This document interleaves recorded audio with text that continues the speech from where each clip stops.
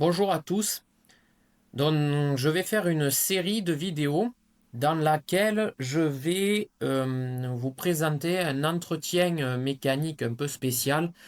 Donc, ça va être le démontage complet, la réflexion de la boîte à vitesse de la Clio 3 RS de Madame. Effectivement, avec ses 200 000 km au compteur, elle commence à accuser le coup. Les vitesses craquent au passage de rapport. Donc c'est un peu le signe qu'il est temps de l'offrir une petite jeunesse. Donc au fil des vidéos, je vais vous expliquer comment on ouvre la boîte, comment on la démonte étape par étape et essayer de vous expliquer son fonctionnement. Alors, moi, je me base sur des docs techniques que j'ai en ma possession. Et attention, si vous faites ça, il y a quand même pas mal de notions à avoir qui ne seront pas forcément abordées dans cette vidéo. Donc si vous démontez en suivant ce que je fais, c'est à vos risques et périls si ça ne fonctionne pas derrière.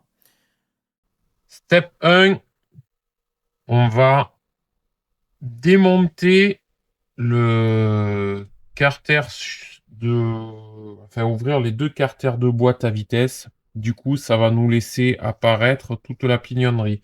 Pour ça, on défait toutes les vis du tour de boîte. On enlève les goupilles et le maintien de l'arbre de marche arrière de mémoire. C'est parti. Donc les vis ont préalablement été prédesserrées. J'aime pas y aller à la clé à choc.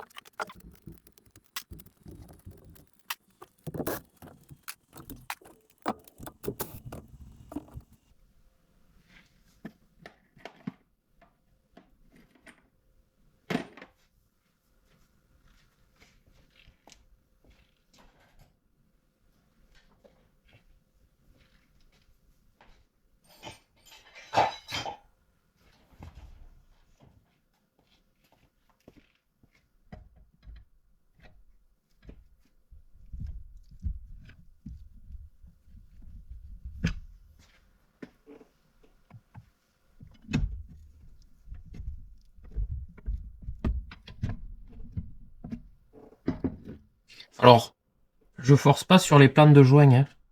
Il y a des endroits où vous pouvez mettre un levier. Bon, j'utilise un démonte-pneu. Sinon, vous risquez de marquer les planes de joint. Hop!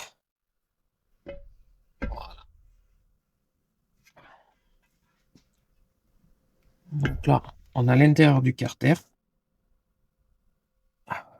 Ça, au nettoyage.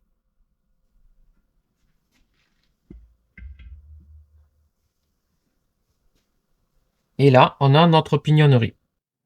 Du coup, voilà, notre boîte à vitesse est ouverte. Donc nous, l'objectif de cette réparation, ça va être de changer les roulements. Donc là, vous avez des roulements coniques et là, des roulements droits. Nous avons les synchros, ces espèces de petites pièces dorées là, qu'on vient d'en changer. Les joints spi. Donc les joints spi, vous avez les joints spi de différentiel à chaque extrémité. On a le petit joint spi de sélecteur de boîte. Donc après, hein, tout nettoyer, voilà. Au niveau des parties de la boîte à vitesse, on trouve donc le différentiel, on trouve l'arbre secondaire et l'arbre primaire. On trouve également un arbre pour la marche arrière. Ce qu'il faut savoir pour se rappeler, l'arbre primaire, c'est l'arbre qui est entraîné par le moteur. Voilà. Là, en fait, ça descend et on va retrouver notre mécanisme d'embrayage qui va être sur la partie dans la cloche de boîte. Nous avons les fourchettes qui permettent de faire monter certaines pièces. Je vous expliquerai en démontant plus tard. Nos arbres de sélection de vitesse. Donc voilà, avec des systèmes de levier, ça va vous faire monter ces pièces-là pour vous enclencher certains rapports. Donc là, comme on peut le voir, c'est une boîte 6 vitesses. Première, seconde, troisième, quatrième, cinquième, sixième. Et le pignon de taille droite, là, c'est la marche arrière. C'est pour ça que vos marches arrière, bien souvent, les véhicules font un léger bruit en marche arrière. Ça vient de la taille des dents des pignons. Taille droite comme ça, c'est un peu bruyant. Comme les boîtes de voitures de course, les voitures de rallye ou de circuit ou quoi, avec des pignons de taille droite, ont des boîtes qui ont tendance à siffler. Alors que sur des véhicules, on va dire, civilisés routiers, on va avoir des tailles hélicoïdales comme ça.